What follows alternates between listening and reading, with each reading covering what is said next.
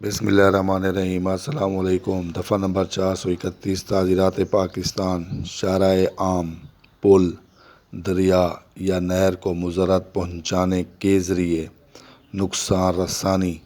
دفعہ نمبر 431 تعزیرات پاکستان کسی شارع عام یا پل یا دریا یا ندی لائق روانگی کشتی کو نقصان پہنچانے اور اس کو ایسے کر دینے سے نقصان رسانی کہ وہ سفر کرنے یا مال لے جانے کے لیے گزرنے کے قابل نہ رہے یا کم محفوظ ہو جائے۔